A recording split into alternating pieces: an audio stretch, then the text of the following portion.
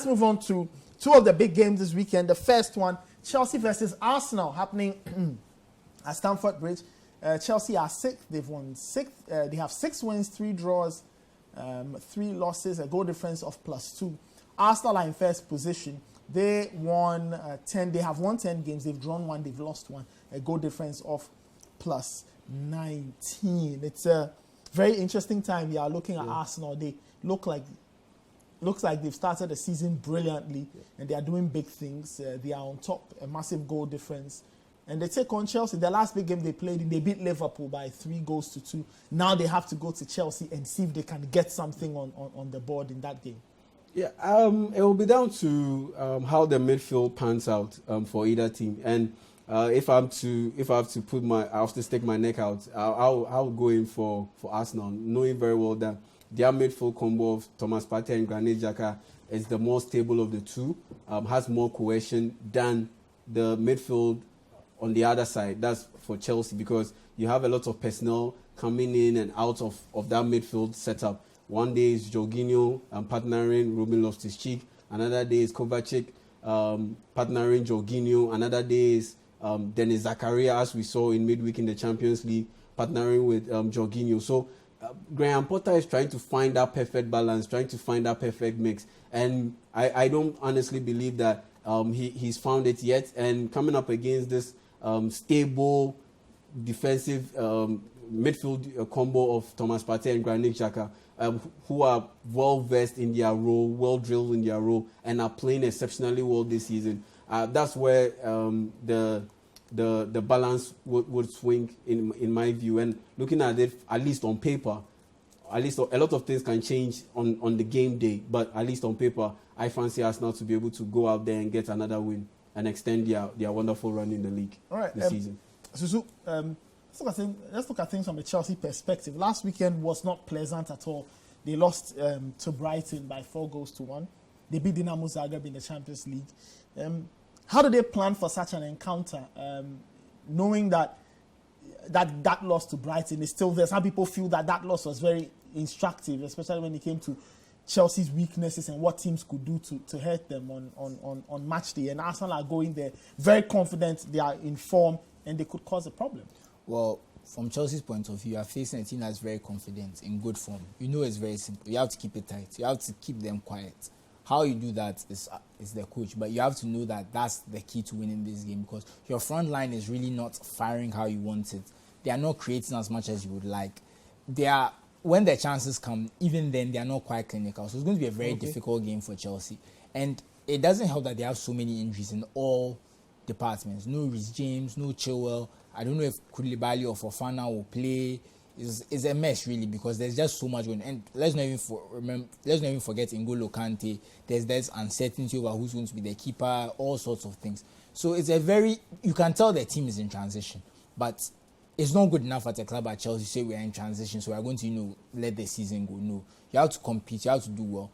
And considering that this is a London rivalry, and remember, Chelsea and Arsenal have had some heated matches over the years, so it's going to be a very big match in the sense that because of how well Arsenal are doing, you have to lay the marker down. You have to get good results. If you avoid defeat, you show that you are not pushovers, because nearly, apart from Southampton and Man United, everyone else has lost. So by not losing the match, you show to the world that you're not the pushovers that people think you are. You're not the easy pickings. Because after losing 4-0 to Brighton, who remember, hadn't won since September, or early October. It looked very bad to lose to them. So they really need a response. I think Dinamo Zagreb was a team we expected them to beat.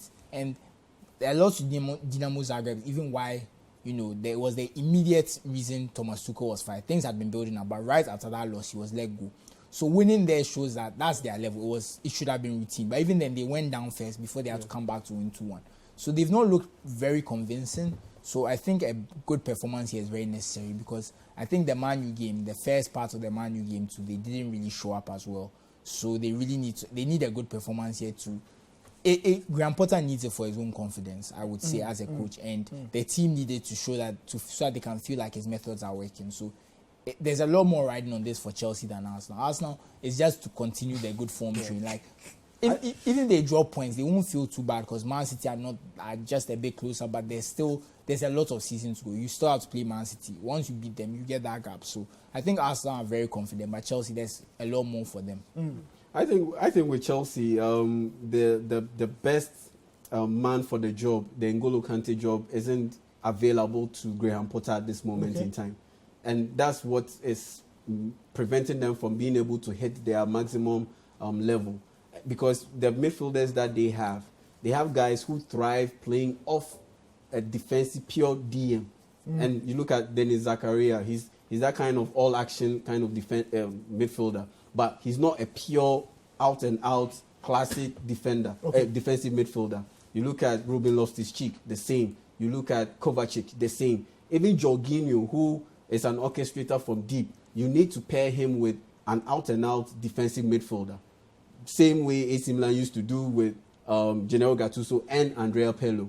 That's what Chelsea is missing, and that's why they've been linked to Brighton and Hove Albion players, Leandro Trossard and co. I don't think they need a guy like Leandro Trossard because they have so many of Leandro Trossard type kind of players in their team, Mason Mount, Pulisic, Raheem Sterling and co. The player that they need is Caicedo, a guy who can play much more like N'Golo Kante. And once they have that kind of player in their fold, those midfielders and other players can play off him. And that's where they will start to be able to hit their apex in terms of their production. Okay, let's finally talk about the potential stand-up players or the potential match winners from either side. I would say Pierre-Emerick Aubameyang. I believe he's going to be very fired up. You know, I think it's very personal for him because you remember the video that leaked of him kind of slandering Arteta after he was let go, which I believe was a mistake in the sense that they were a bit too eager to offload a player who could still had some value. You know, I mean, in the long term, he had to go. There's no doubt about it because they wanted a young project and that kind of stuff. But rushing him off in January may not have been the best option. But it is whatever is in the past now. So he's a bit. I like it. He's very motivated. He's very fired up to kind of come back to Arsenal. And I think he's a former Arsenal captain, you know, so he really wants to show that they were wrong to treat him the way he was. And obviously, with the Arsenal team, there's so many match winners now, but I would still think it's Bukayo Saka. I think right now he's in great form. He went off early. I believe he'll be back, but he's still the man to watch because he's in very good form and he's picking up form right ahead of the World Cup, which is very good news for England. Gabriel Martinelli is another guy, so there's a lot of production coming from them. A person who's a bit off form, Gabriel Jesus, in terms of goal scoring form, he's not really finding the net. He's not really looking sharp in front of goal, but he does so much other things, and the team is still winning.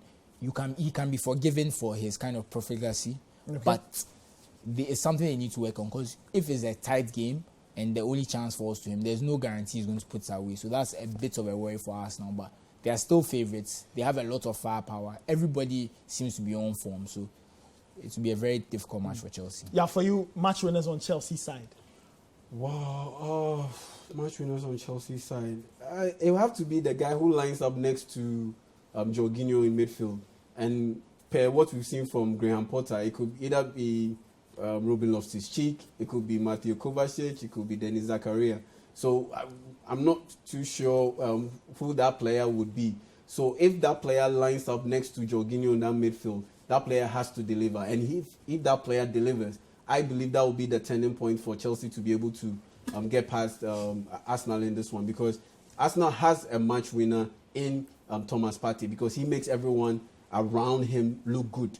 And he's the kind of player that Arsenal has that Chelsea lacks at the moment. That pure defensive midfielder who combines the qualities and the traits of your modern day defensive midfielder and can do a whole lot of things aside being able to just break up play and initiate attack. So for me, for Chelsea, potential match winner, it could be either Mateo Kovacic, Ruben Loftus-Cheek, or Denis Zakaria. Any player who lines up next to Jorginho and delivers the goods would be the one who ends up as the match winner. All right.